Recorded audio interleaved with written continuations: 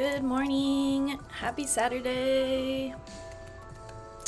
So I'm back with Stitchcraft sessions. We're doing a new design today. So the last 2 or 3 sessions I did my Expecto Patronum kit, and now I've got Hogwarts House stockings. So this is what the design looks like before it's all stitched up. I've got Ravenclaw all done up here in nice blue and bronze colors. And I don't have Gryffindor or Slytherin handy with me right now, but I do have like the 3D version of the stockings. Good morning, Lemonique. Thanks for joining. So this is what the Gryffindor stockings looks like in 3D. So just kind of imagine it in 2D.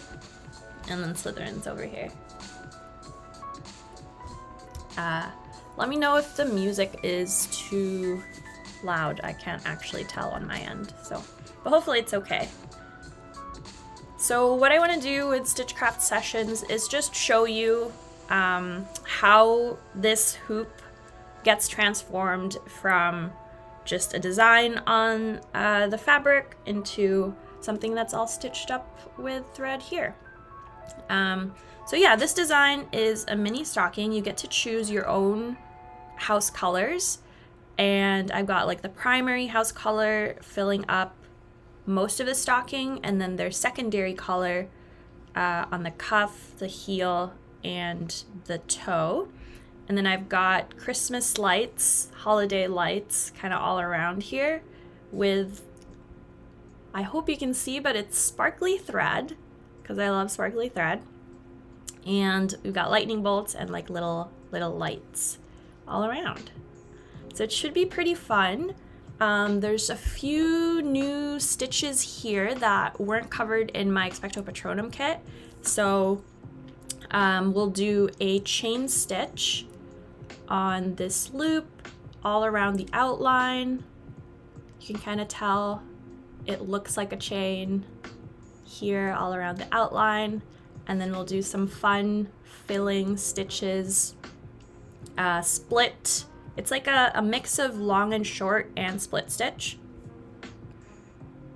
and that's for the fill here, over here, and over here. And then inside here, those are satin stitch for fill.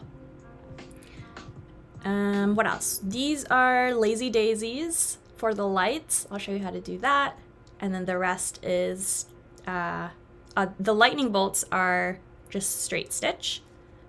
And then, oh, I missed this one. This light, like little rope here is stem stitch. So lots of fun, different type of stitches that weren't in my Expecto Patronum hoop that we'll get to do. So we'll jump in. So I'm gonna start with the outline for the cuff with chain stitch, and then I'll do these little bars here, and then we'll go fill in. I'm not sure how much I'll be able to get done today, but I do have 2 more sessions coming up, and hopefully that'll be enough for the whole hoop. So with Hufflepuff, we're going to use black and yellow and black. So to get started, we'll take the thread, and we're using 3 strands of thread all throughout. The only time we'll use all 6 strands of thread is actually with the lights and the lightning bolts. So that'll be fun with sparkly thread. So to get started, embroidery floss comes in 6 strands. So we want to grab 3 strands from here. So half of what we currently have. And my favorite way to do this is one at a time. So I'll show you how to do that. So you grab 1 strand with your right hand. So I grab it like this. Then you keep the other 5 strands, actually all 6 strands, held together like this with your other hand. Make sure it's nice and tight. And then just slowly pull. And you'll see it's starting to bunch up here, but that's okay. I'll slowly pull this out. And I know it looks like a mess, but if you straighten it out, it actually doesn't tangle. So that's my favorite way to grab strands. So that's one strand, and I just need to do that 2 more times. Before I do that, I'm just gonna turn off my space heater because it's getting warm. My toes get cold and then they get super warm again. So let me do that 2 more times. So grab the strand, hold the rest with my other hand, and pull, pull, pull, pull, pull. And that's another one. So it looks like a mess, but it actually straightens out quite nicely after. So one more time.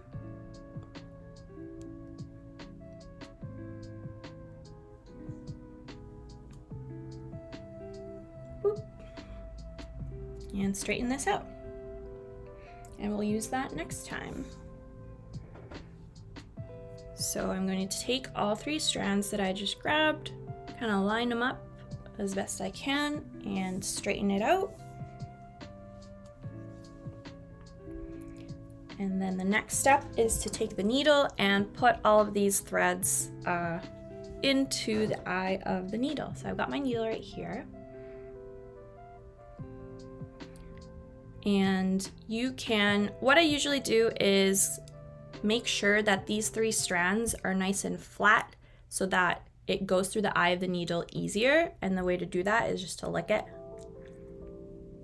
and then flatten it with your 2 fingers. So make sure it's in focus there. And this might take a few tries for sure. If it's your first time doing this, it might take a few tries, but you will get the hang of it. And if you see here, like that might happen. So what that usually tells me is like this is getting frayed. So what I usually do is just give it a snip so that it's nice and straight again, and they're all the same height.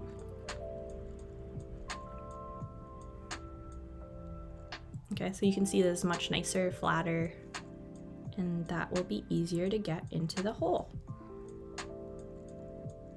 And pull it. There we go. So I let it dangle for like 3 or 4 inches. And on the other side, I'm gonna make my knot. And you can do this any way you want. Let's start off with a normal knot. Go through, use your finger to make a loop, put the ends of the thread through that circle, that loop, and then make a knot. I made a double knot there, but single knot should work just as fine as well. I'm just going to snip off the end a little bit so it's nice and uniform. So that was getting started. So we've got our thread and needle all ready to go, and we can start stitching. So, like I said, I'm going to start on this outline here and then do the stripes going vertically. So this is with chain stitch, which is one of my favorite stitches. It's just such a nice, whoop, magnet. It's just such a nice effect, and it's really fun to do. There's actually 2 ways to do the chain stitch. There's like the OG original chain stitch, and then there's the reverse chain stitch. I will show you reverse first because I think it's easier. Alright, so to start it off, so I'm gonna start around over here and then go all around. To start it off, I'm gonna take my needle through the back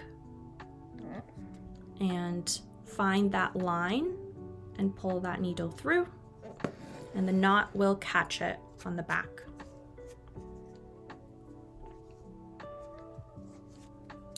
And then I'm gonna make a tiny, tiny, tiny stitch, a tiny little straight stitch, just a short distance away. So that's what that looks like. And that's gonna anchor my first chain stitch. So let's actually do the chain stitch now. So I'm going to take my needle again and try to find that line.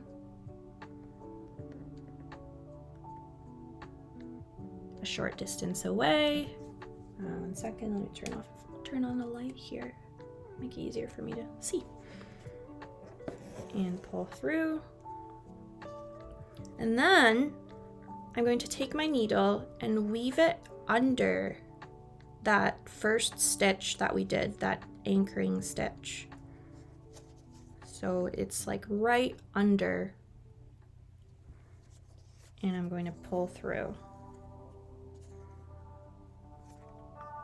Okay. I did go from right to left there, but you could go the other way. It's up to you, however you're holding your hoop, whatever feels better. But I'm going right to left. And then the next step is to take your needle again and put it into the same hole where you just came from. So that same hole. And I'm going to pull through. And that is your chain stitch. Maybe a bit hard to see with the black, but I'll keep going and you'll see what that effect is. So onwards throughout that line, that outline of the cuff, it'll be the same steps, the same motions. So taking your needle, putting it a short distance away and pulling through. And then now you are weaving weaving under that chain stitch that we just made. So that's underneath. And pulling, and it's getting snagged here, so I'm just gonna make sure it's not. All right, and then going in through the same hole as where you first came out of.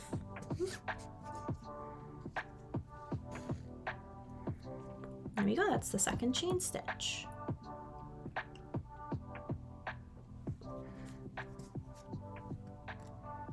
And as I'm doing this, I'm finding that my first approach of going from right to left here, this way, I'm actually like really close to my needle minder, really close to like this border. So I think what I'm gonna do is turn it the other way so that when my needle is going under that chain stitch and like going this way, there's less stuff around here for my needle to poke through. There's more space for me to pull it through. So I think that's what I'm gonna do instead.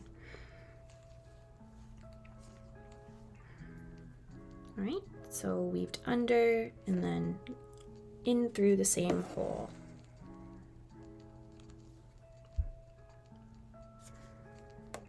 And I just keep going.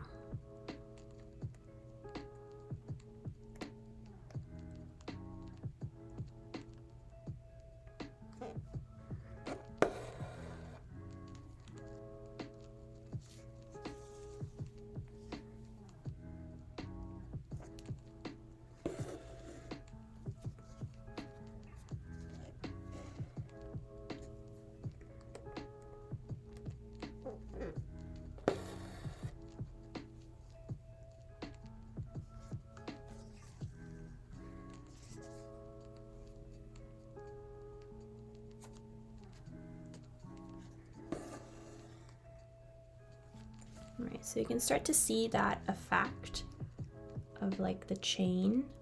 It's really cool. It's like raised up a little bit. It's got more texture than like a normal back stitch. And don't worry about this first little stitch that we did. That's not technically a chain stitch. We'll kind of hide that when we go back to that spot. I'm gonna turn it this way again so that I have more space when I'm pulling through.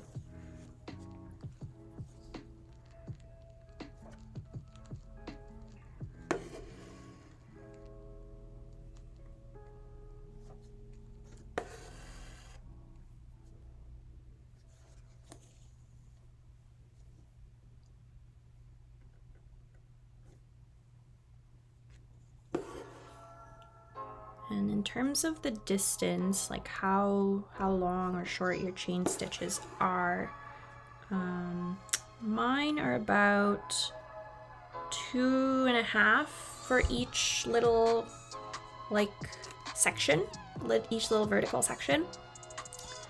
You can play around with making it longer, making it shorter. It's very flexible, but when you're doing corners like the one I'm coming up to now, you want to make it shorter so that it follows that line, it follows that curve a lot better. So for example, you wouldn't have a chain stitch that starts here and then goes all the way over here, because then it would miss this little curve of the line.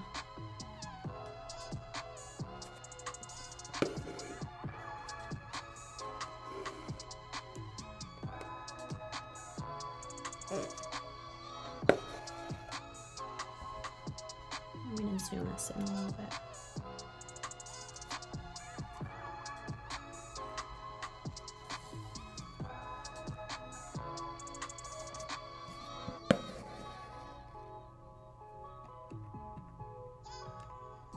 Right, I'm going to make this short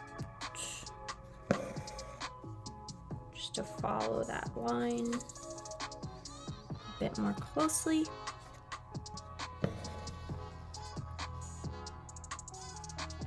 And then this is a straight line now, so I can start to make them a little bit longer, maybe the same length as the ones I started out with here. So one thing that helps if you're having trouble weaving your needle like under the stitch, one thing that helps is I've got my, oh, this is the back by the way, looks really neat.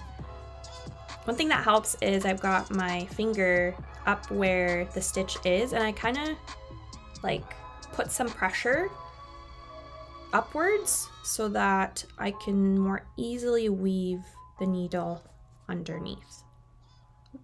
That kind of helps with that. So really just take your time with it. And in through the same hole.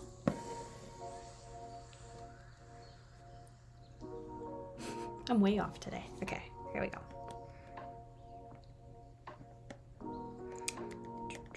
Okay, so when I'm trying to find the line, sometimes I have trouble, and I've mentioned this tip before, but if you're doing the same thing and you're like, your needle is like way over here, which is clearly not on the line, what you can do is take your needle and just gently, like you see that little tip of the needle there? So without poking through, you can gently put pressure on it to try and find that line. And then when you see that the tip is right where you want it, then you can pull that needle through. And that helps me a lot, and that's what I do.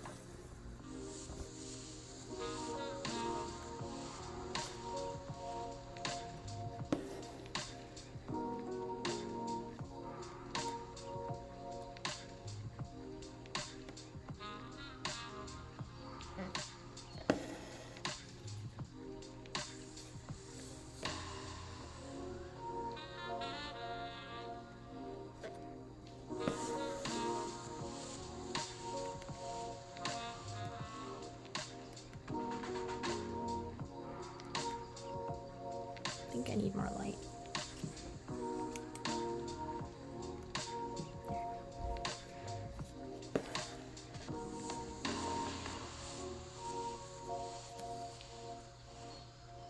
And as I'm doing this, I'm seeing that my thread is tangling and looping around itself, which is a recipe for tangles. So let me make sure I can see. So as I'm stitching, the thread is doing, it's hard to see when it's black. There we go. So it is looping around itself. So what I'm going to do is just let it settle to its natural position. So it's looping, looping, looping, twirling, twirling, and then finally it rests to what it's supposed to be, so that now when I keep on stitching, it doesn't it doesn't loop around itself anymore. You can see that. All right, and then I keep going.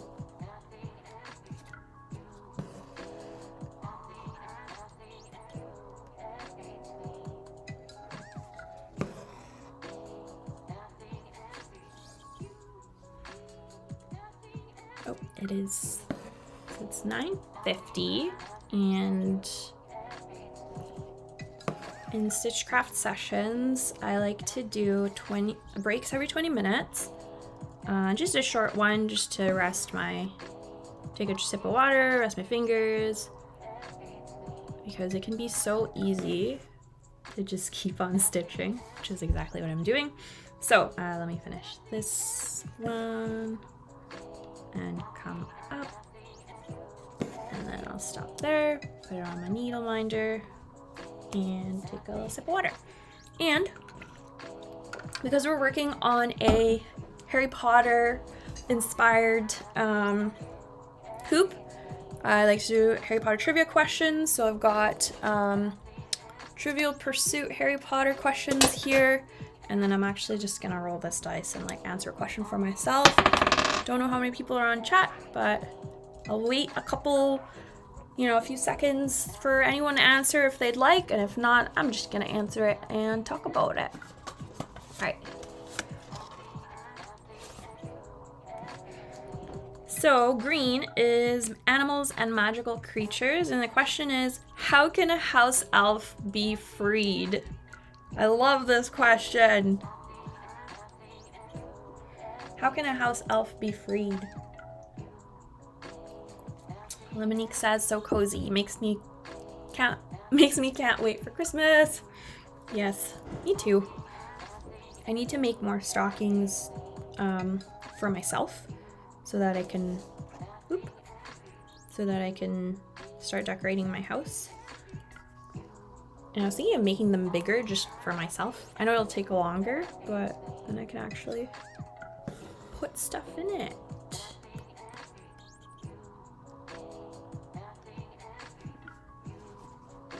And turn it this way. Turn it this way again so that there's more space for me to pull it through here.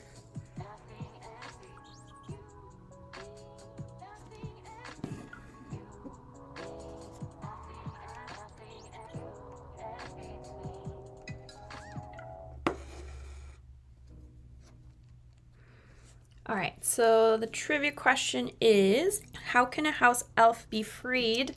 And of course, that was my favorite question just because I literally have stockings here. So house elf can be freed if you give them a gift.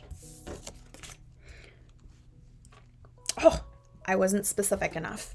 So it says if their master presents them with clothes specifically. Why do I feel like I didn't know that? I thought it was just like any gift, but that makes a lot of sense. So if their master presents them with clothes so that they don't have to wear pillowcases. One of the names that I was deciding on for this design was actually Dobby's Stockings, because, well, he gets given socks, but I thought it was like maybe close enough.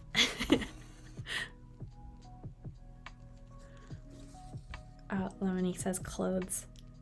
Maybe chat is just, maybe the delay is like too much or a lot longer than I remember. So I will keep that in mind. But yeah, clothes.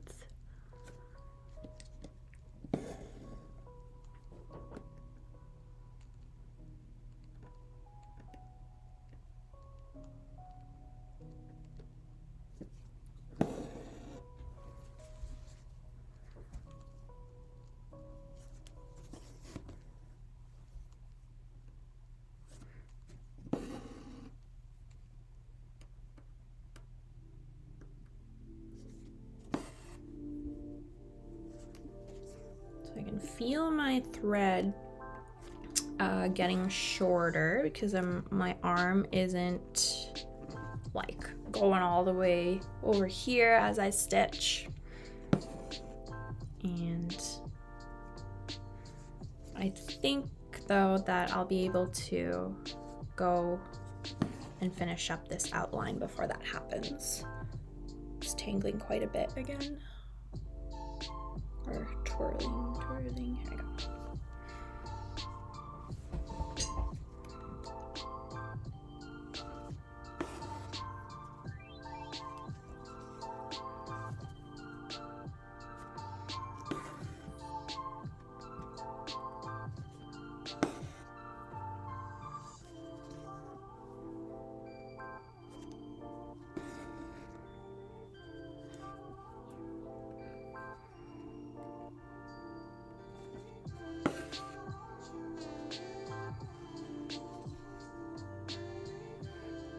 So my thread is not quite sticking together. Like, do you see that little loop there? So I want to make sure I'm paying attention to these kinds of things while I'm stitching, and give all these threads a little tug so that one of the threads isn't like sticking out where it shouldn't be. And just going to make sure that they're all the same like tension. So just going to give this a little tug here. Oop. There we go. All right, so hopefully that doesn't happen again. If it happens to you, keep an eye on it and adjust it. Sometimes it's not too bad that I'll just like leave it alone, but that one was definitely sticking out quite a bit.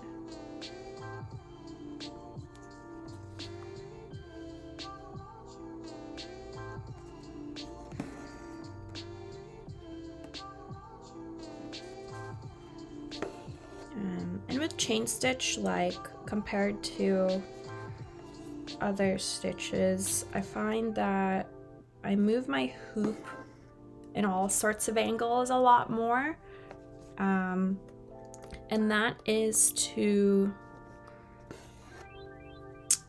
find the angle that's like most comfortable when I'm doing the weaving, when I'm putting it back in and out. You don't need to hold your hoop the same, like, you know, with the design facing you at all times. You can rotate and find the angle that works for you.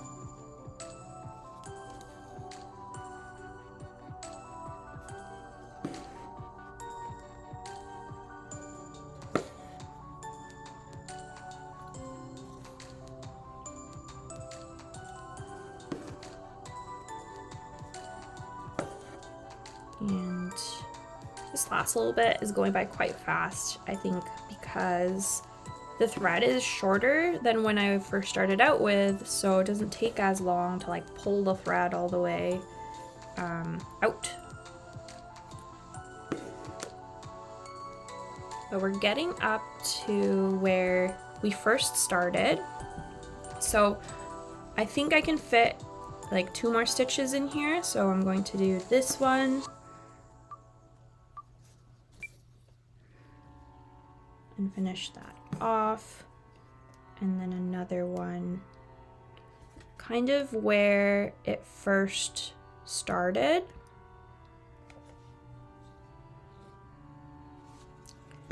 And then a loop, but we want to try and make that first stitch a loop, because right now it's just a straight stitch. So I'm going to come in where that first chain stitch was, the very first chain stitch we did. I know it's hard to see here, but when you're actually doing it like with your own hoop, like you'll be able to see that first chain stitch. I'm going to come up from under it and then loop just like I'm making another chain stitch, and it kind of hides that back stitch that we did. So we're putting a chain stitch on top of that first stitch, and now it's all hidden. All right, so that's the cuff. I still have a bit of thread to go through, so I'm going to keep going, starting from here, this vertical line. So same thing, I'm going to start with a straight stitch.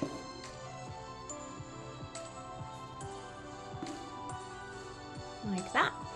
And then I'm going to use that as my anchor for the first actual chain stitch.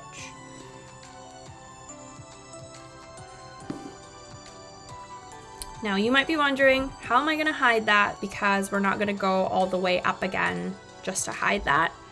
And I actually don't hide it like intentionally, but when we do the fill, the satin stitch going this way, it will essentially hide that first anchoring stitch, the straight stitch, and you really don't notice it in the midst of all of the other stitches, so I just leave it.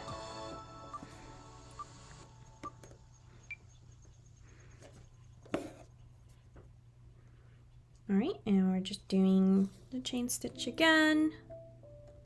Reverse chain stitch for being technical. I'll show you the OG chain stitch later on, but this is really my preferred way of doing it.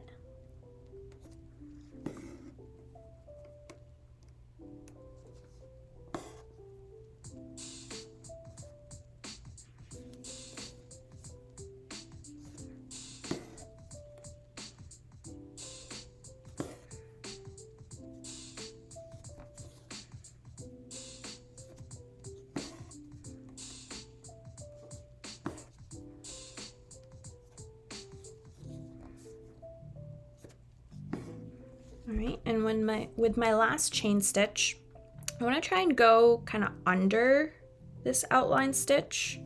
It's okay if you go through it. You really won't see it that much once the fill stitches are in, but I like to go and try to get kind of under that outline. All right. I'm gonna stop there. So this is what the back looks like. These little strands were from the knot that I made, and they kind of just got stuck underneath stitches, which is fine. And the rest is like a back stitch. That's really neat. I like it.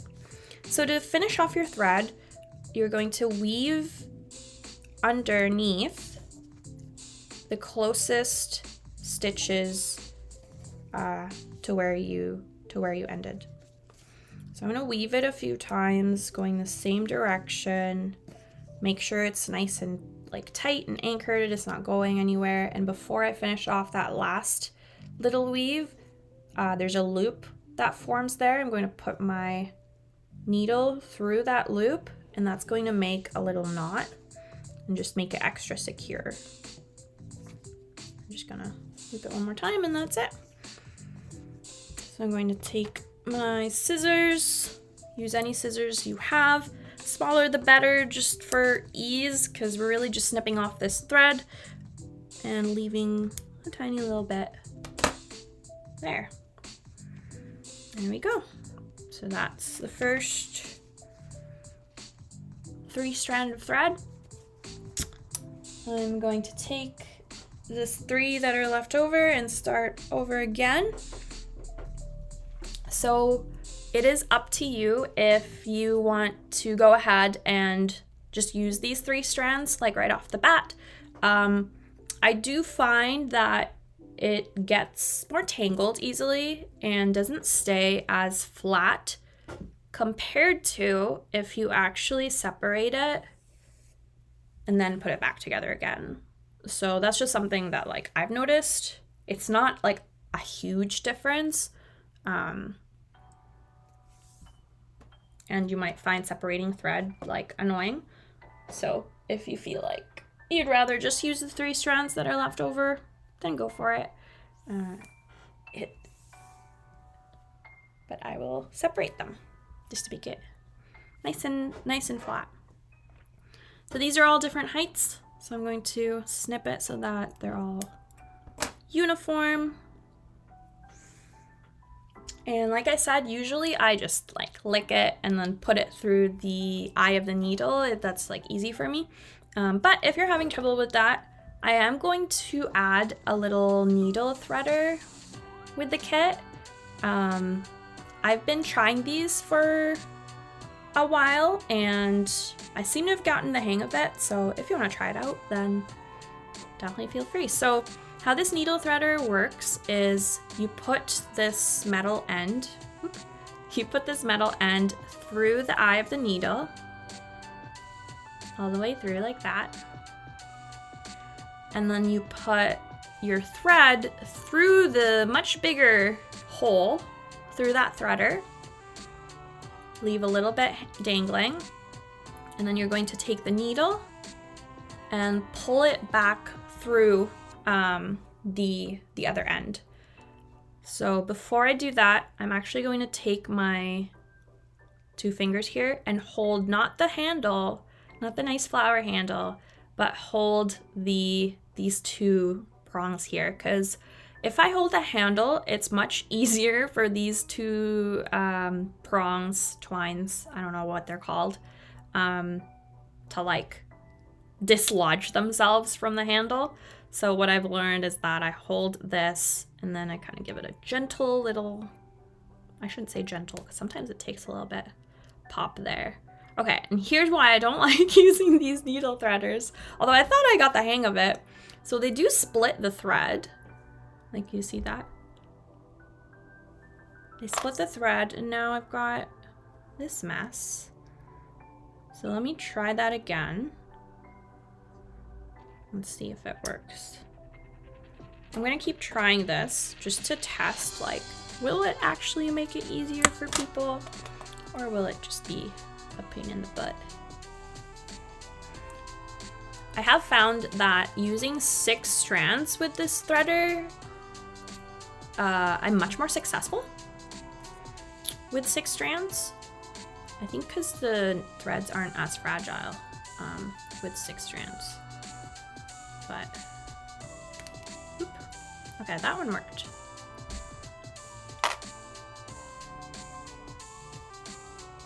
Looks all right. I think it might have snagged still a little bit, but not enough to break the thread.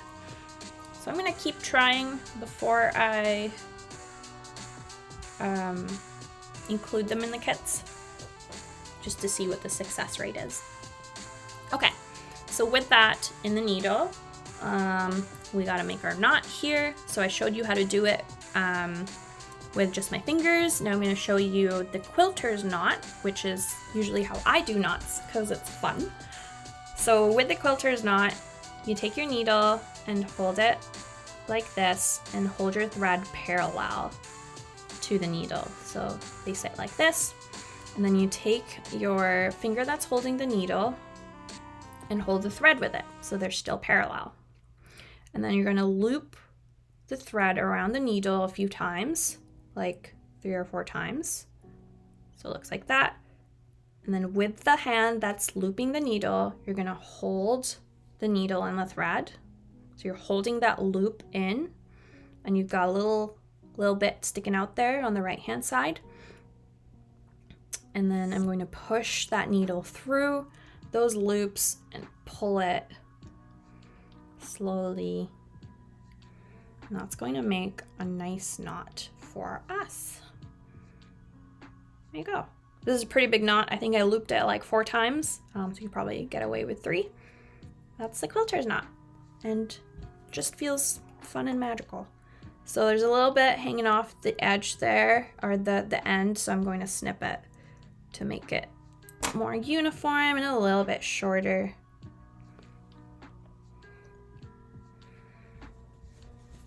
All right, and then I'm gonna keep going with these vertical lines. So let me start from here and then go kind of around. So always starting with a straight stitch.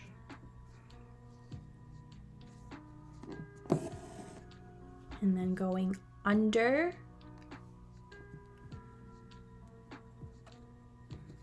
the other chain stitches. And then going a short distance away. And I usually go from right to left, but I'm seeing there's a lot of stitches here that my needle could get caught under if I go this way. So I'm going to turn it the other way. There's a lot more space. There's a lot more space on this side. So that's the direction I'm going to go to.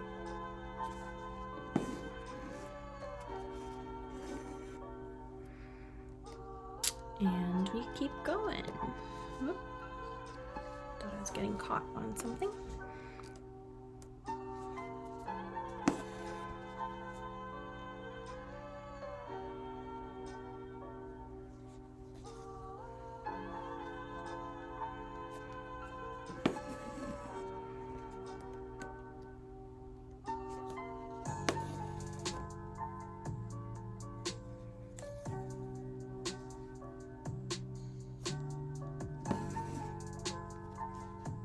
So you'll see this happen, like when you have long thread, it could get caught around the borders. So just make sure you're not forcefully pulling, and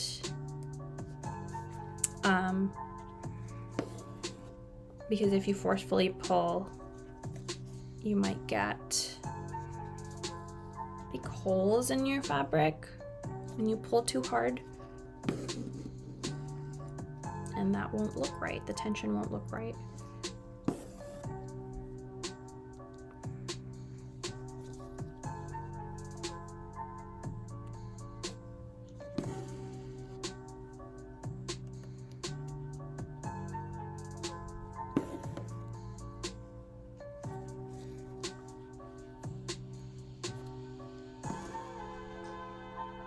All right, and I'm coming up to that last stitch there.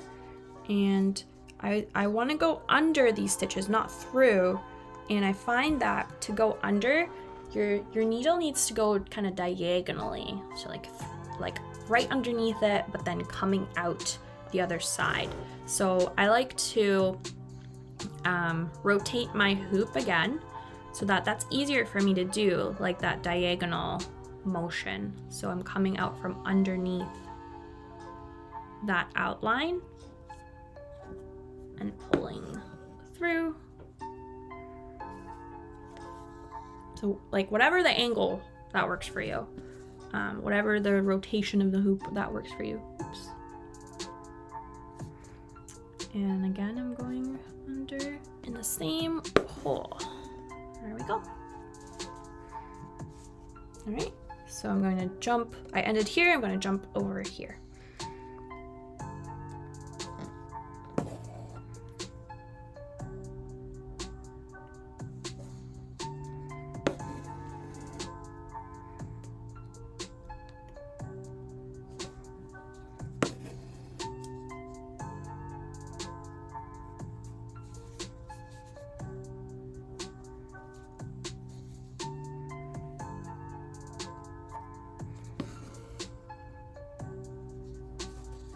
And again, don't worry about that first stitch.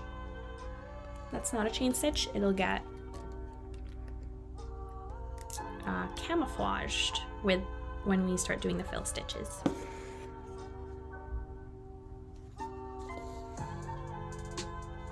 Oh, I feel like I missed my 20-minute break.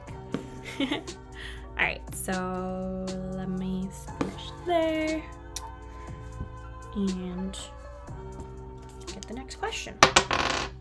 Green again. All right. So animals and magical creatures again. What creature hatches from the egg that Hagrid won during a game of cards in a pub? What creature hatches from the egg that Hagrid won during a game of cards in a pub? Good old Hagrid. Hi, good morning, Lich. Thanks for joining. It's like early over there. I'm still working on my coffee.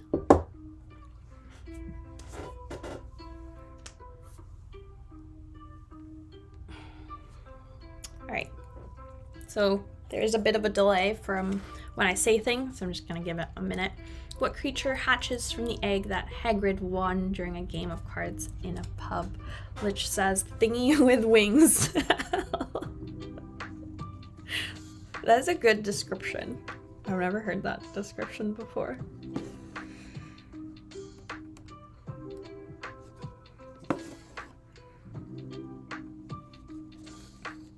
So thingy with wings, aka a dragon. And I'm like trying to remember what type of dragon, just to, I don't know like how specific the trivia answer is going to be. Lemonique says a little dragon. Yes, baby dragon for sure, because it just hatched. Need to rewatch the movies. Me too, actually. I haven't rewatched it in a while. I think it's a Norwegian Ridgeback. But I think it is because they named it Norbert. But then it ended up being like Norberta or something. Like it ended up being a girl.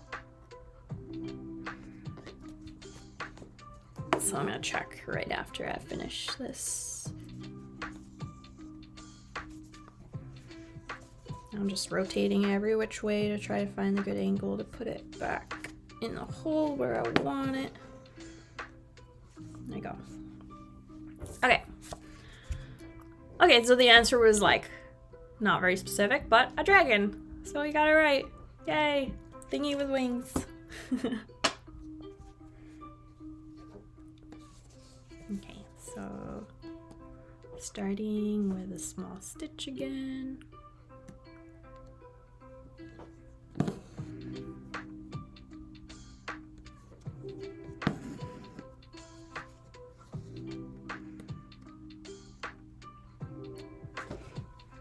Should set up a timer. So I took that break 10:15, 20, so it's 10:35. What's the next one?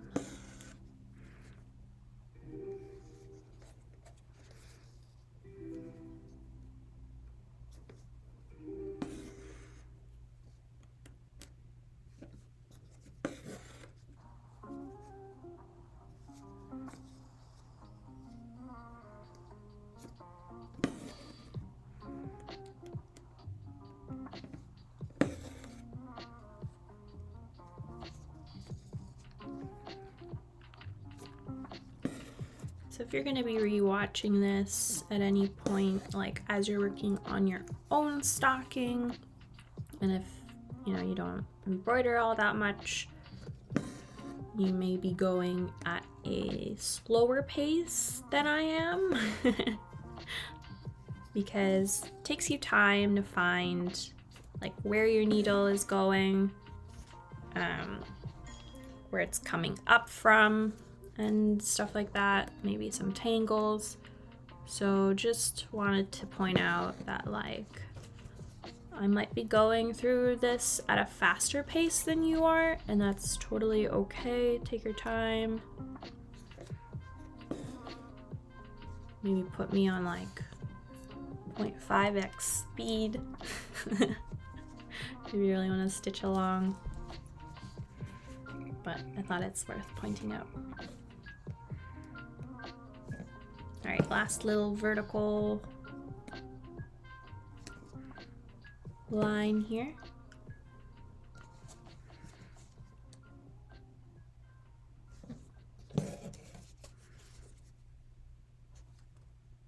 So this one is going to be a little bit more tricky than the others just because it's quite close to this outline. So when you weave it through, you want to make sure you're not snagging on the other thread. Lemonique looked it up and it was a Norwegian Ridgeback. Yay! Knew it. So when I'm weaving through, I'm coming up, making sure not to snag on the other outlines. And if it's easier for you to like go the other way, then definitely try that.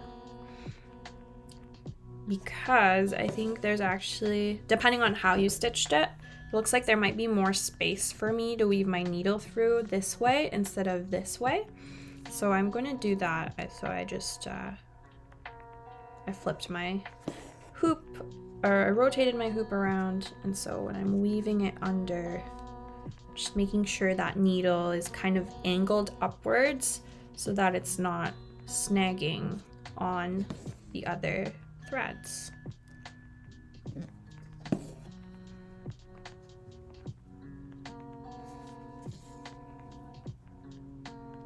So you just want to be careful with this one.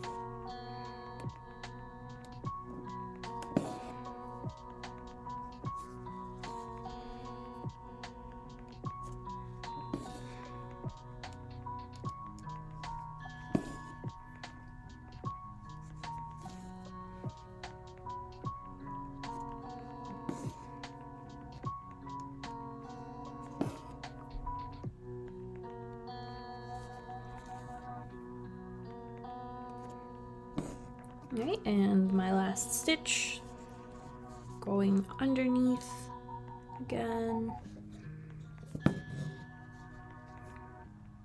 weaving through,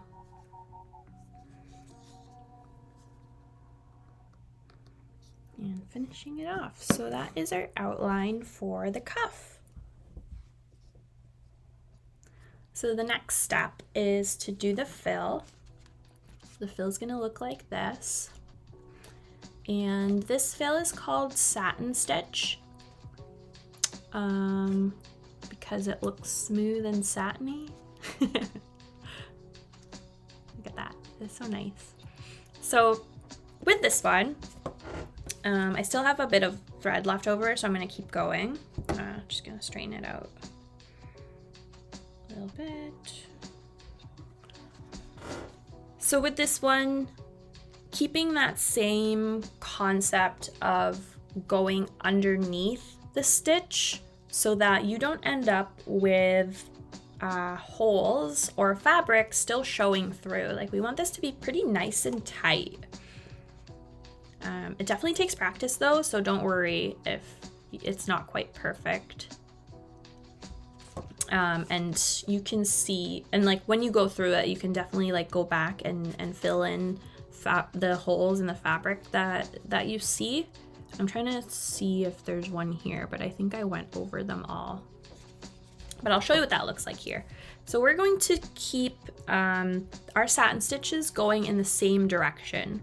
So for us, that's going to be this way. Yeah. So kind of following the direction of this line and this line. So it's not quite, like, it's kind of at an angle, like slightly. So just making sure that they're following the same direction as like this top and this bottom line. And if you want, let me see. Let me grab a pen. So I've got a pen here. It's heat erasable, but it shouldn't matter because we're gonna cover it anyway. But if it helps, you can draw on the fabric in the direction that you want to follow. So that's the direction I'm going to follow. So I'm going to do that for the rest of this thread here.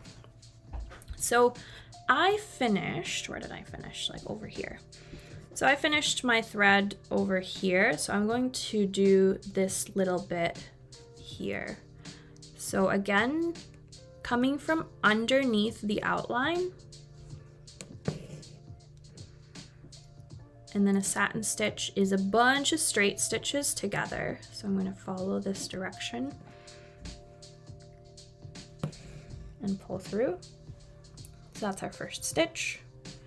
And I'm going to fill in this little corner here. So I'm going to go in the same, so I'm going to always start my thread coming out of the hoop, like towards the front on this end, but then going to the back of the hoop on this end, and I'll show you what that means. So coming out in the front of the hoop on this end, I'm going to go as close to that first stitch as possible, and then coming through the back on this line here, underneath the line, going as straight as, or as close to that other stitch as possible. So now I have 2 there. And I'm going to do that again. So as close to the stitch as possible, going underneath that outline. And then again, my needle is like diagonal, going underneath that outline stitch, that chain stitch. And I'm going to do that again and again to fill that little corner.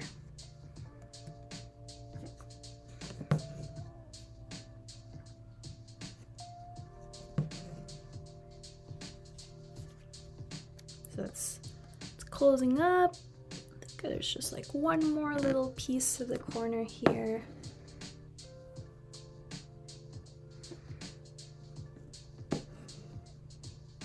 There you go. So that's a little corner. There.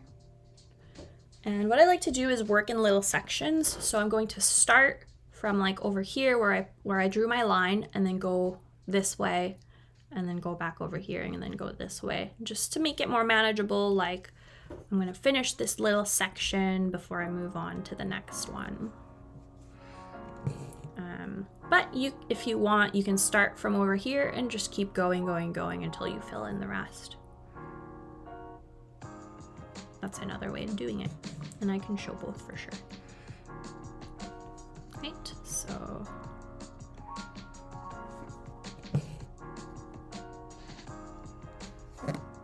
and I'm holding my hoop like this.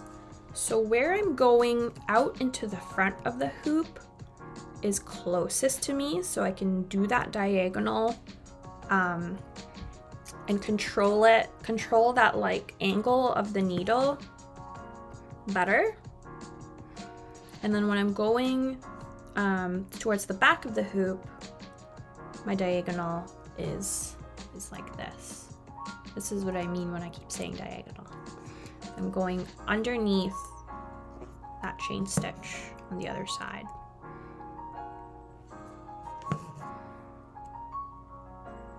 And if you're seeing that your stitches aren't quite close together, that's okay.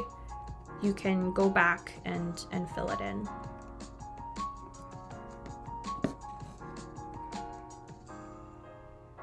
And you'll notice that it might be harder to pull the needle through because there's a lot of stitches next to each other. You might be going through the chain stitch in the back. So just making sure you're holding that pressure. Okay, I think I'm gonna finish off with one last stitch. Cover this up. So you can see there's like, oh, I don't know if you can see, but I can see. And you'll be able to see when you have it in your hands that there's just a sliver of fabric left there that I wanna cover up. There we go. All right, so that's the first of our satin stitches. Going to weave it in through those stitches a few times, make sure it's nice and tight and that it's not going anywhere. You're just kind of finding the nearest stitch to weave under, and I always like to finish it off with a little knot, so before that loop closes, putting my thread through. There we go.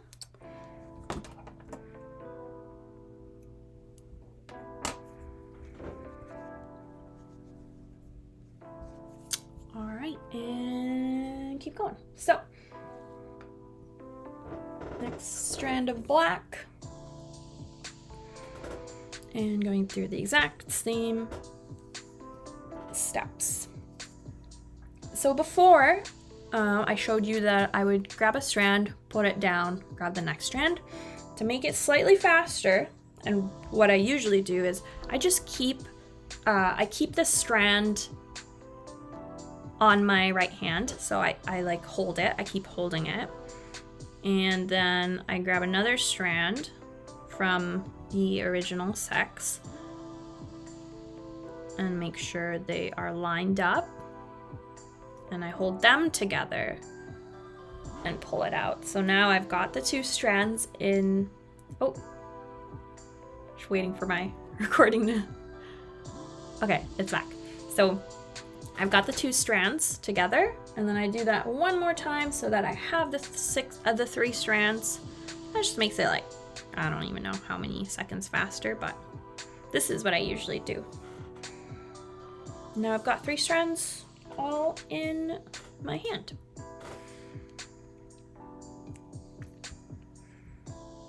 So we're gonna do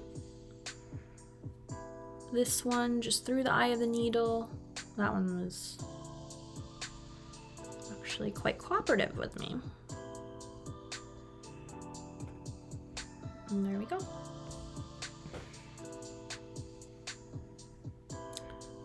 And then I'm gonna do the quilter's knot like I showed you earlier. I'm gonna loop this a couple times.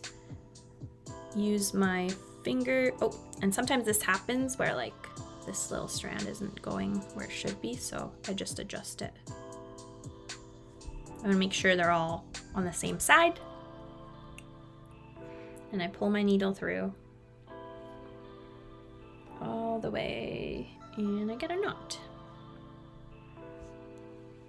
And that knot is usually not the same height, so I'm gonna snip it to make sure it's nice and uniform.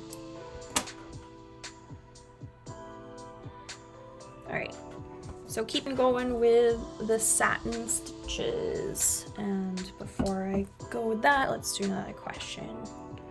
If it's green again, I'm gonna re-roll because I don't know, it's rigged. Okay, here we go. It's yellow.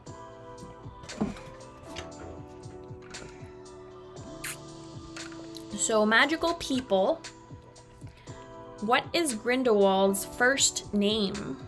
What is Grindelwald's first name?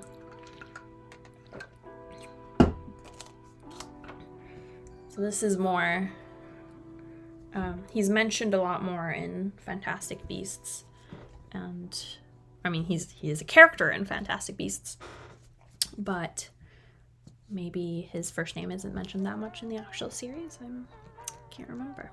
I'm gonna keep going with the satin stitch here, and I'll show you what, I'll show you the one where I just like start from one end and go all the way to the other.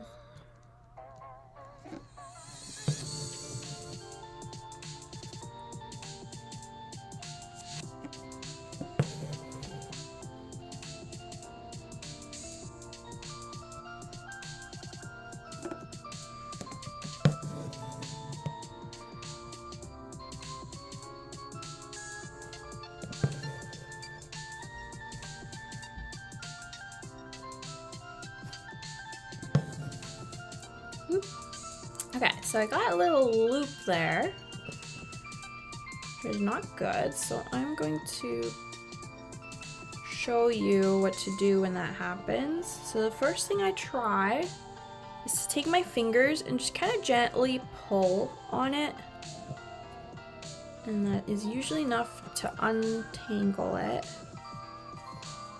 so that loop is gone, and it becomes flat again. Definitely normal, happens often. The key is not to panic, which I generally do. Panic, I mean. And throughout this stream, maybe I'll try not to like detangle my thread as much so that I can show you a few different techniques on what exactly to do when it gets tangled.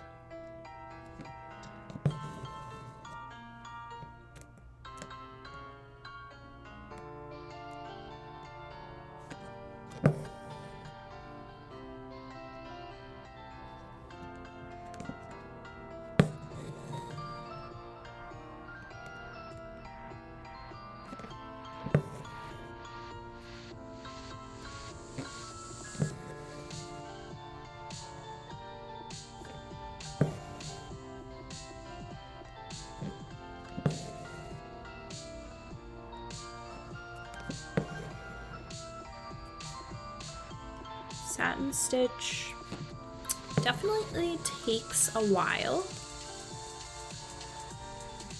but it's so satisfying when you finish. It's like all these little stitches come together and it's like you filled that whole section up. It's magical.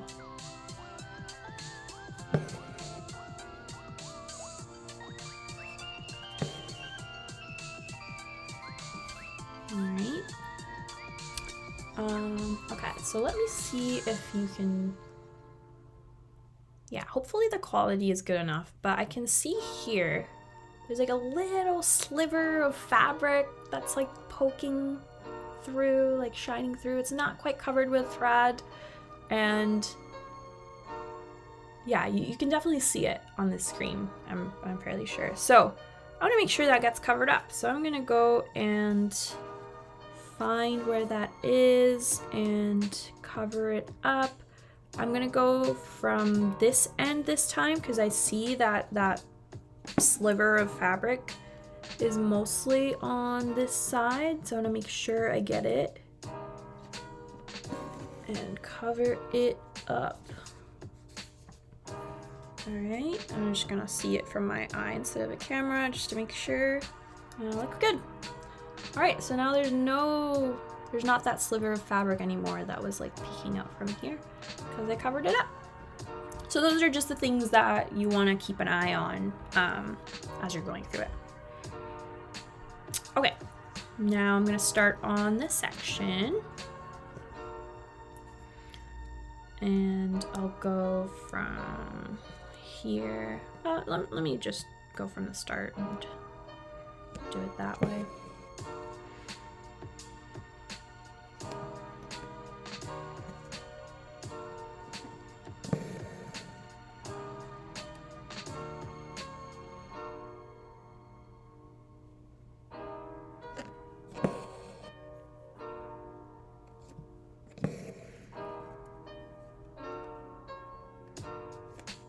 One thing I should have mentioned at the beginning is how to hold your needle so that the thread doesn't come out of the eye of the needle. So I like to hold it, I like to pull it with these two fingers, but as I'm pulling it out, I'm gonna hold the rest of the thread with my 3 other fingers. Sometimes I'll just do 1, but it's safer to do 3 and then pull it like this.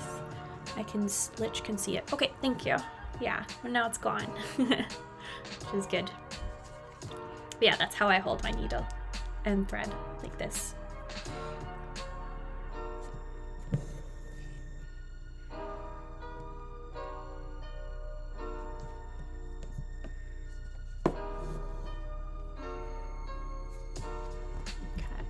So you can see here, I kind of pulled the thread a little bit too hard, and like you'll see the holes there. So it's pulled, like I should have had less pressure on it. Then when you put it, I just kind of try and fix it with my finger and get it a little better. But just making sure that when you're pulling it through and when you're doing this, that you're going underneath the outline so that you don't see those holes, and that the tension in your thread is like flat but not rounded. Hopefully that makes sense. Just being a little more gentle.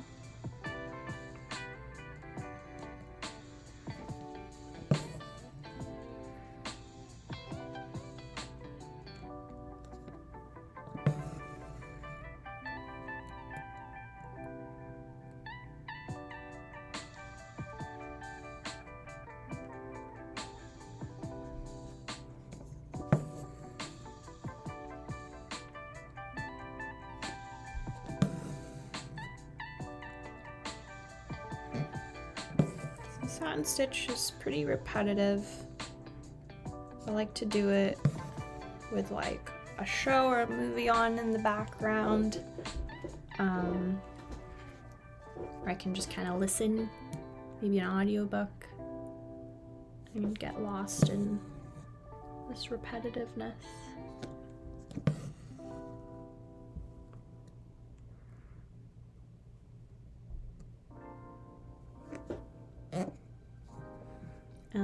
And there's a lot of stitches here in this area, so it might be harder to pull the needle through, but just know that that's normal.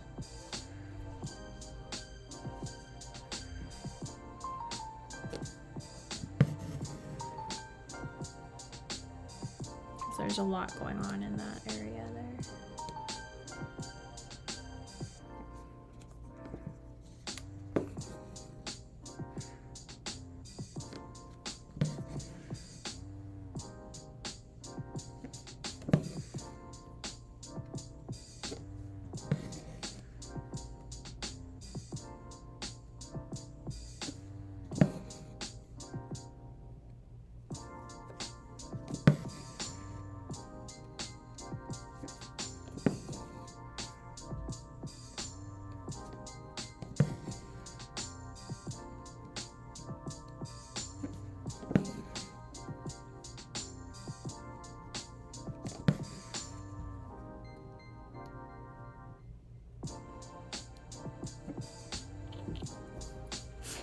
So when I was working on this design,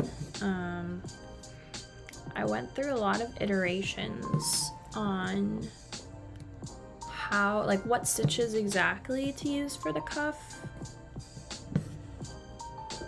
I played around with, I definitely wanted to use chain stitch because I think it's just the best for the outlines. And I think it fits like the vibe of the stocking pretty well, especially like with the 3D version being like this. I wanted to kind of like match that.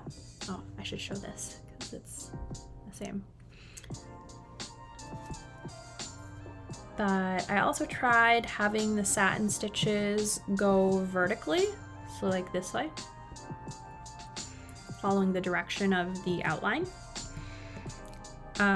That would have been faster because when you think about if your satin stitch is going this way, there's probably like 6 stitches you would need to do up and down.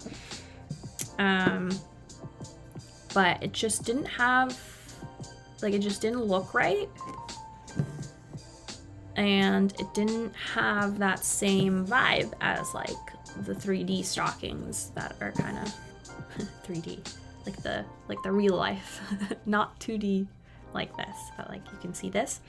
It didn't have that same vibe of the cuff for it. So I ended up going this route of the fill, the satin stitch fill going this way.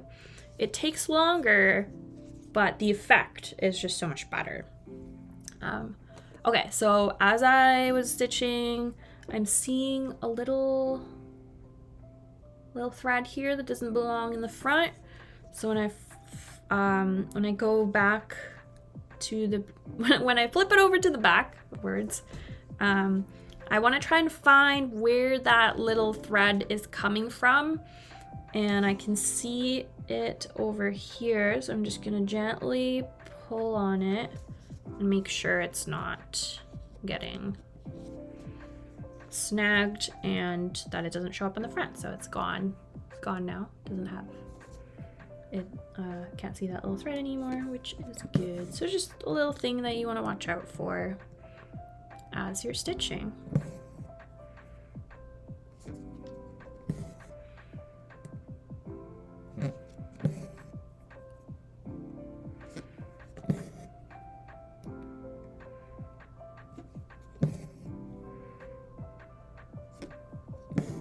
But yeah, I'm very happy with how this cuff design turned out with the stitches that we are using.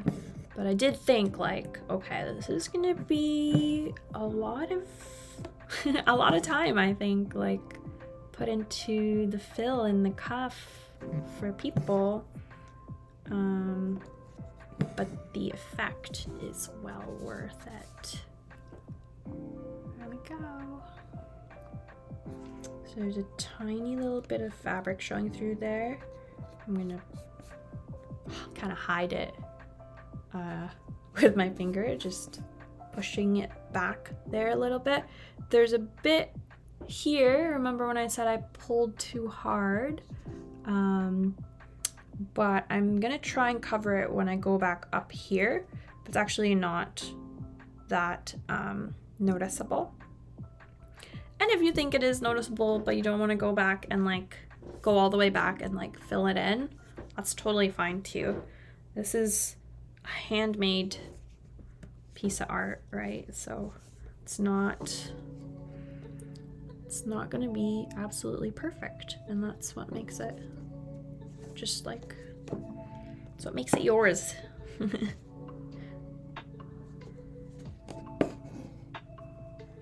So I've gone and flipped it now so that I'm coming in from this way and then going in this way.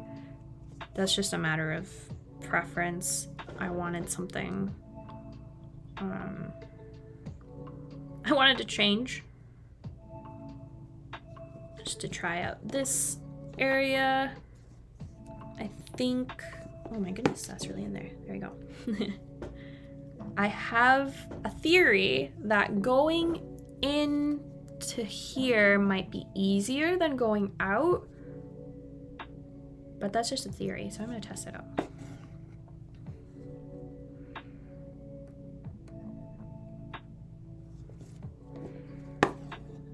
And you can change your mind halfway through. And go back to how we were doing it. I really like how embroidery is flexible like that. Like, you don't need to do it exactly as someone says you should do it. You can play around with like what feels good, what works better for your angle, for your eyes, for the way that you hold the needle, and yeah, just the way you want to do it.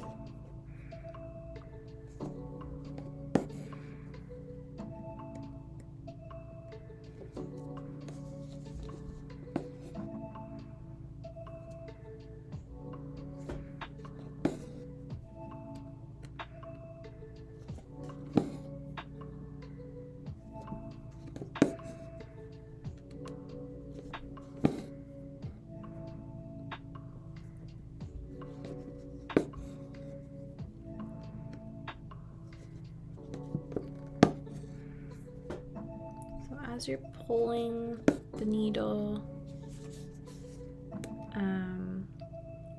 like I said, it might take a little bit more pressure because you're pulling it through all these threads in the back, and that can make your thumb hurt. Maybe not hurt, but like you definitely feel like it's been through a workout. Almost like your thumb and maybe this finger, maybe like the pad of your thumb feels like a little more tender if you haven't, like if you don't do this a lot. And that's why I encourage the breaks, even just throughout the stream. And I don't want to stream for like longer than 2 or 3 hours, just to make sure I'm giving myself a break too.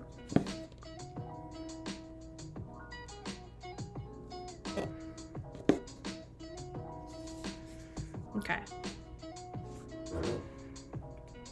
This is pretty short now, so I'm gonna stop there and weave it through. So there's a lot more stitches here to weave through, and they're quite tight, so just gonna go through those.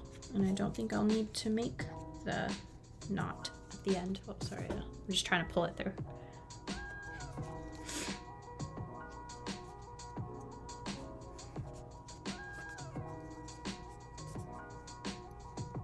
There you go.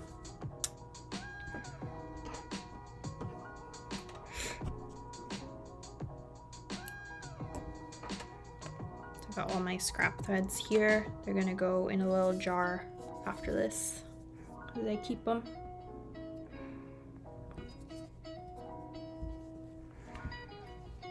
All right. So we're gonna do my 3-thread technique again.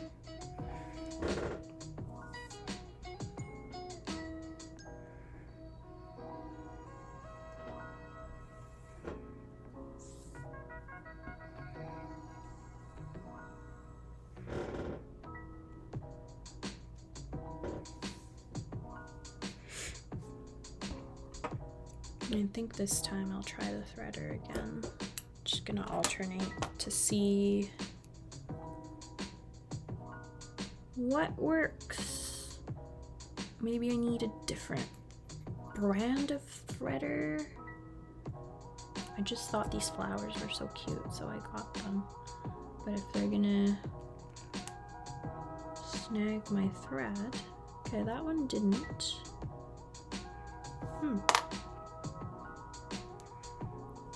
It's all an experiment. Quilter's knot.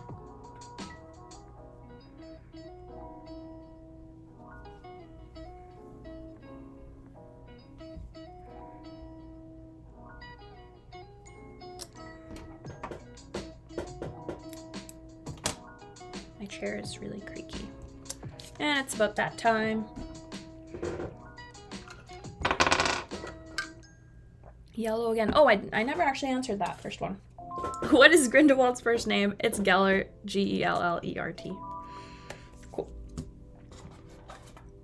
Yellow. Oh, another one. Magical people. What is Mad Eye Moody's first name? Mad Eye Moody's first name. That one is tricky. That one took me a couple seconds. Didn't immediately come to me.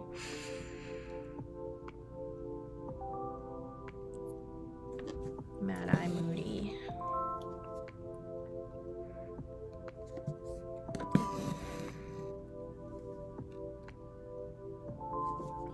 That Goblet of Fire twist at the end where we find out who Moody actually is was like such a mind-blowing twist for me. Didn't see it coming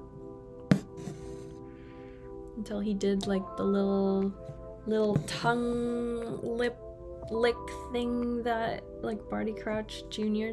did. I was like, whoa, it's that guy.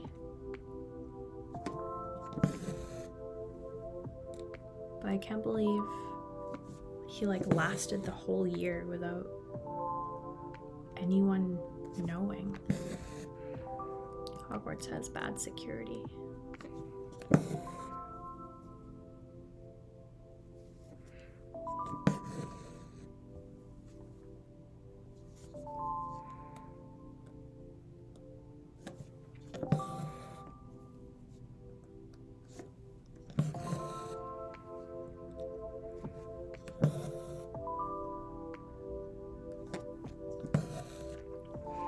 So Mad Eye Moody's first name is Alastor, A-L-A-S-T-O-R, A-L-A-S-T-O-R.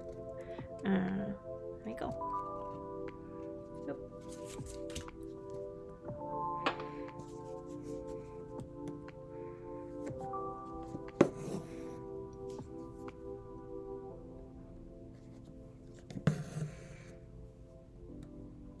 I don't know if anyone actually like calls him that in the movie.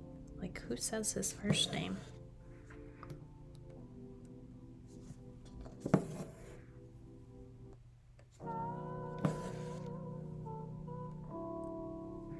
So when you're pulling your needle back, you want gonna be careful, but where it's pointing, like I usually pull it fairly close to my face, like I don't know what the angle, like right here to the side of my face. So just making sure you're not poking your face with the sharp end of the needle. You're not poking anyone else who might be beside you.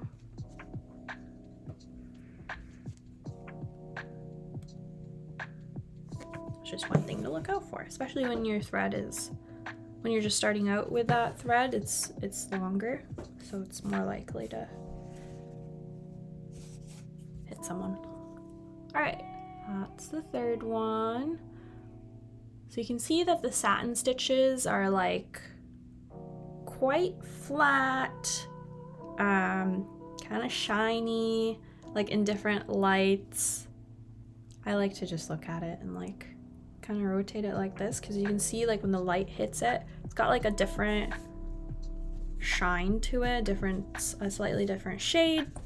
It's just nice to look at. All right, so we're gonna move on to the next one.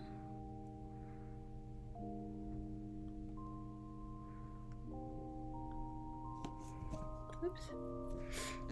Hi, Bean. My cat just came into my room.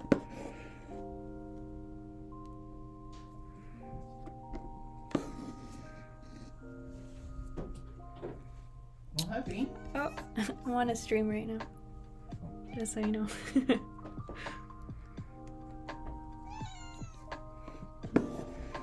don't know if you can hear my cat. Fun. Thanks.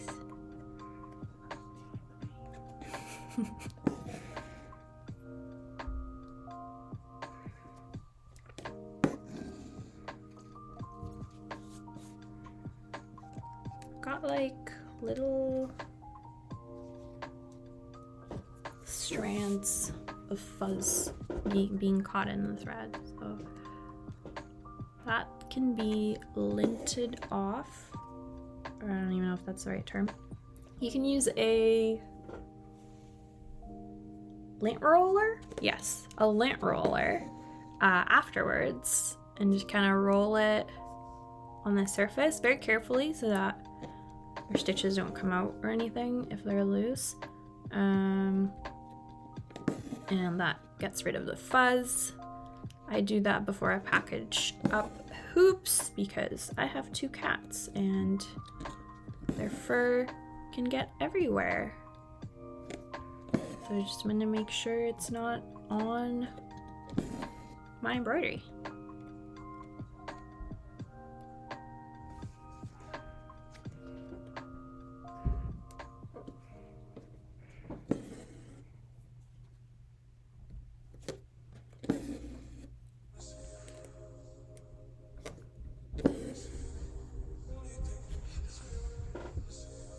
Just realizing that my stitching is not coming through the camera. I gotta watch out for that. And while you're stitching,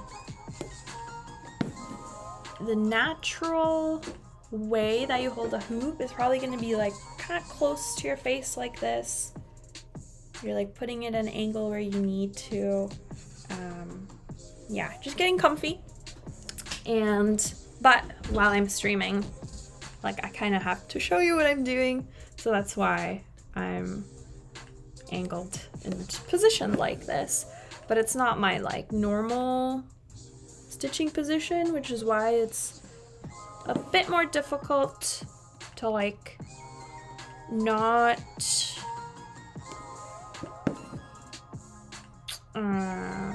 slowly like go back to how I would normally stitch.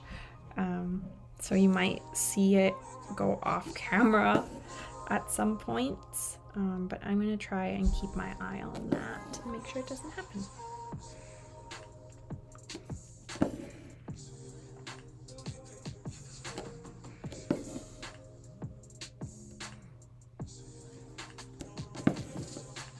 Might need to add another session depending on how far I get tomorrow.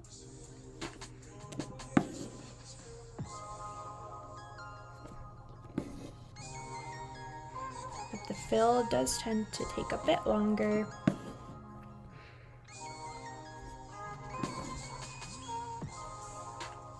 I did time myself while I was doing this, and it was about, I want to say 4 hours.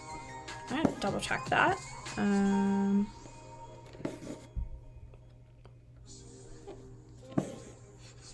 that was with me like thinking through what should we do first, what would be easiest, especially for beginners who are just doing the kit. And if you're just starting out, like definitely it will take longer. Also having to account for like talking through the process, sharing all the tips and tricks. The streams will be longer than if I were to just put a show on and just stitch straight without having to explain things.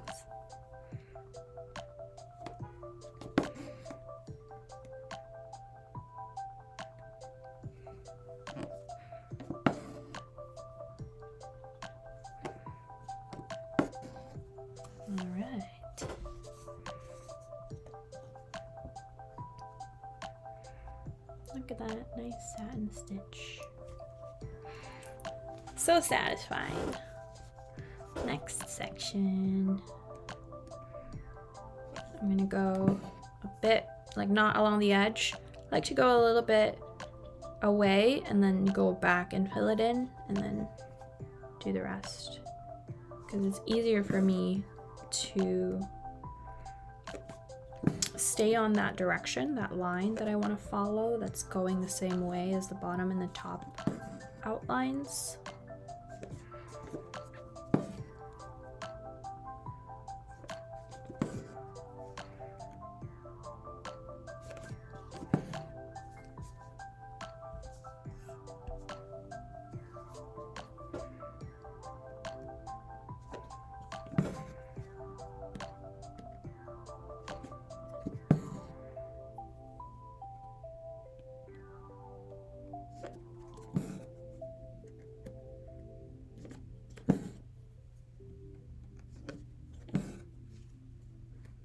I'm just seeing a little sliver here that I missed, so I'm going to go back and do it now instead of later.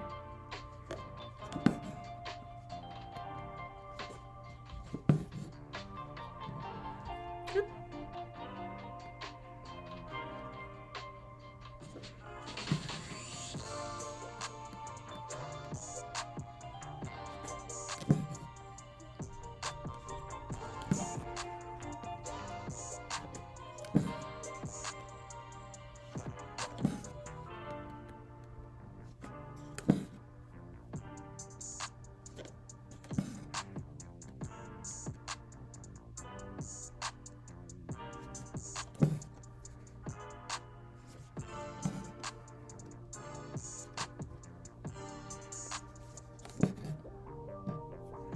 That's getting short, so I'm gonna finish it off here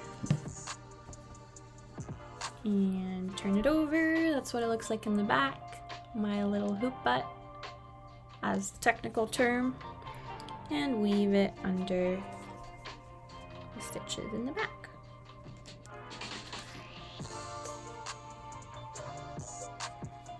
One more time.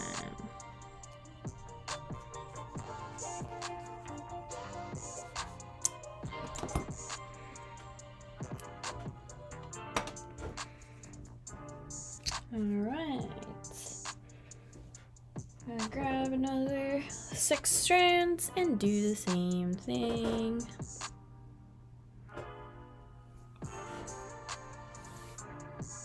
So nice to do this. When I learned this trick, it just made it so much easier to separate threads.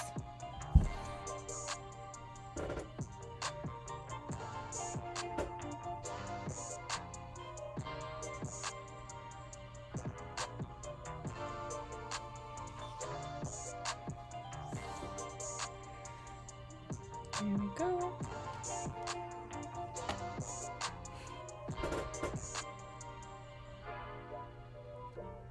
Gonna use the threader this time.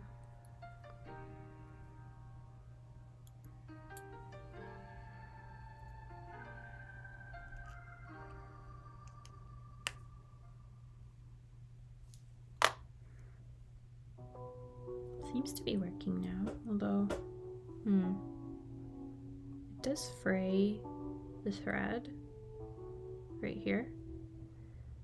That's not good, because that means it'll break. It'll snip off where that fray is right here.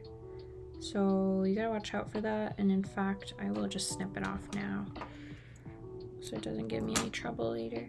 I did lose this much thread, which I don't like. So I might find a different brand of thread, a needle threader, so that that doesn't happen, but so that you don't have as much trouble threading a needle. You do have to do it a lot.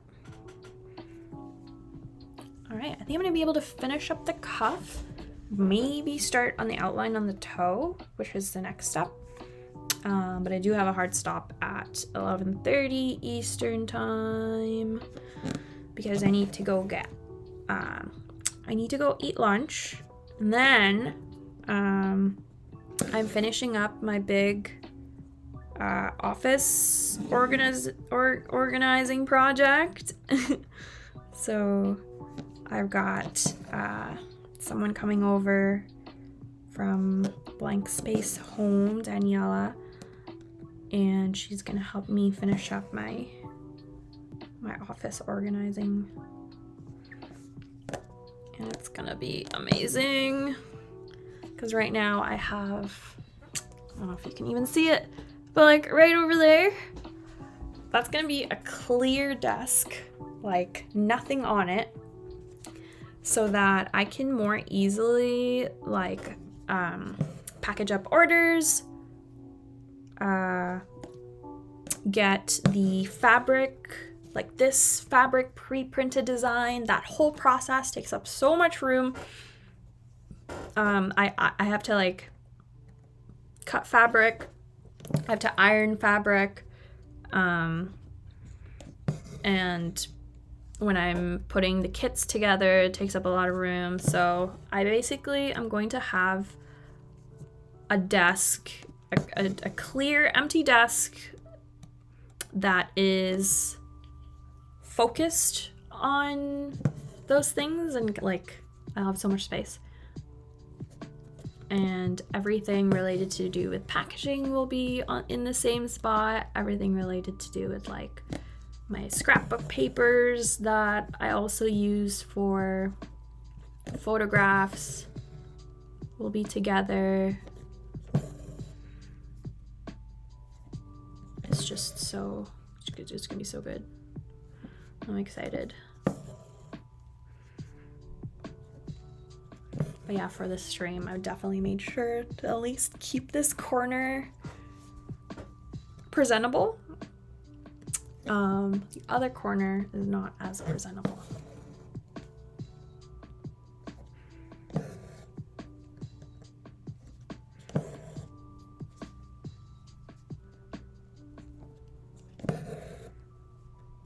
Okay, so still got a few slivers there that needs to be covered. But when I'm looking at it from this angle, I don't see them, but when I look at it from this angle, I do see them. So just make sure that you are like looking at your work, preferably from the angle that it would be hanging in, so people would see it like this. So I want to make sure I close up that, like this part here, so that fabric is not showing through.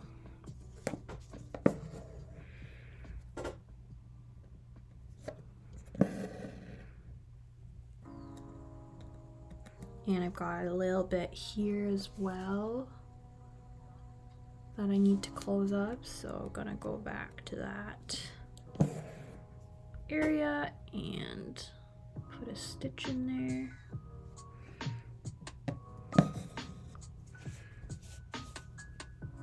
And I think there's one over here as well. Missed a few. So, you know, it's okay if you don't cover it all up the first time, because you can always go back and do that. And that's what I do. So there's another one here, right there. So that's where I'm gonna go again. I'm just kind of jumping to where that area is that I want to cover up. Okay, so I think it's good. Let me just look at it from a different light. All right, it's good. It's good. Last one. Before I do that, one last little trivia question. Orange. Magical objects. In which school year does Harry use the textbook Advanced Potion Making? In which school year does Harry use the textbook Advanced Potion Making? And that will take us to the end of this.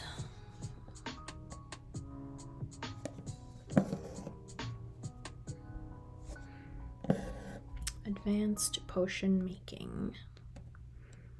I mean, if it says advanced, it's probably not year 1.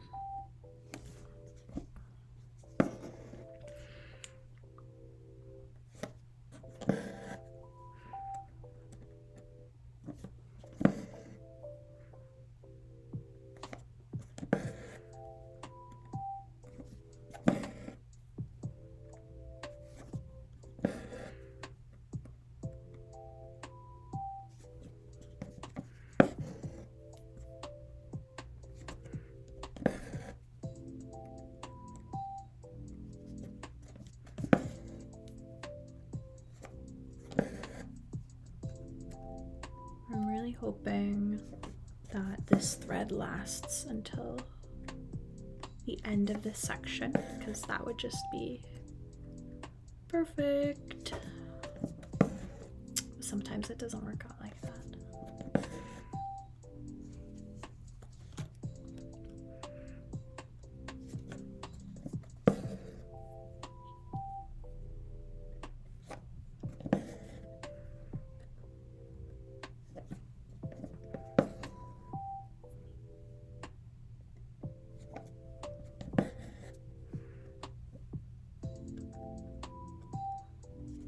So the year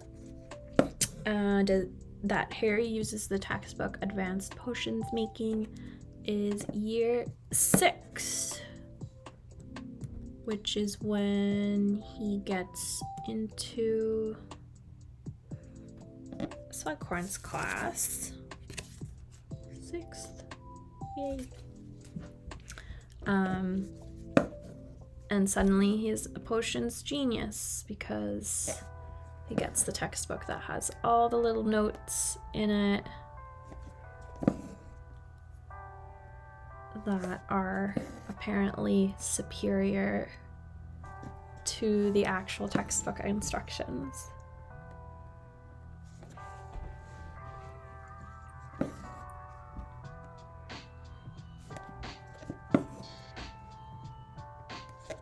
Slughorn's class is just so fun. I love Slughorn. He's such a fun character. Funny character without meaning to be, probably.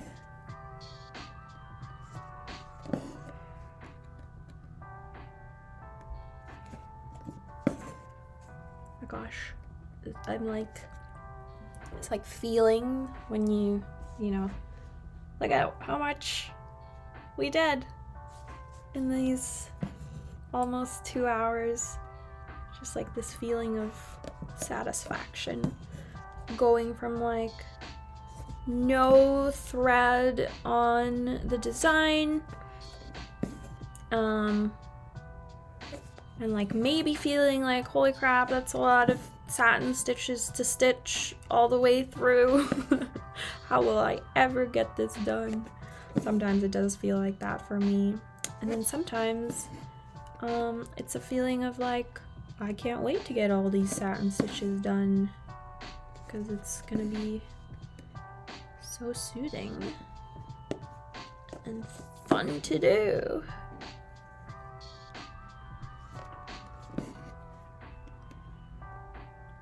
I kind of like these streams just to be able to talk about what I'm doing, talk a little bit about Harry Potter, and it's like, it feels better than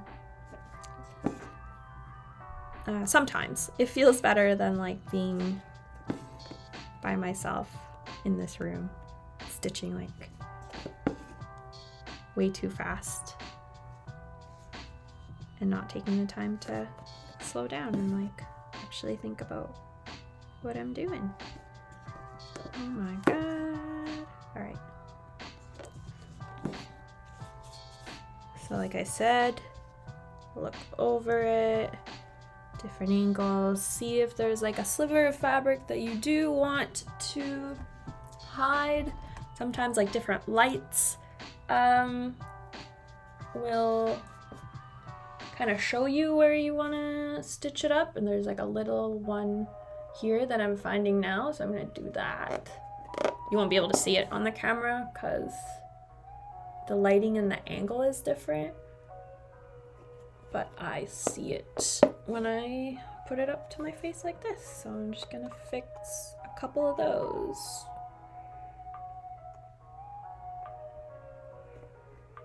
Ooh, that's hard to...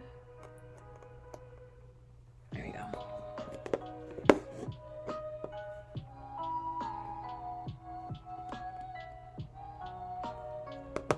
Alright. That should be good. Yay! So here it is. The cuff is done. I'm gonna weave in the rest of this.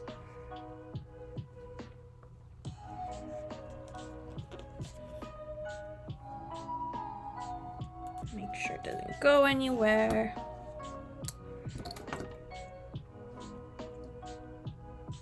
And snip. Cool. So that's as far as we're gonna get for this stream. I know we have like 10 minutes left, but I'll cut it off there because it feels good. So we finished the cuff, which kind of translate to this cuff. So tomorrow I'm streaming again at 12 noon Eastern time. And for that one, we're going to start and finish the toe, so this part, and the heel. So definitely those two. We might be able to start on the outline, so this will be yellow, the outline and chain stitch, and then maybe some of the fill, but we'll see how far we get. And yeah, that's all I got.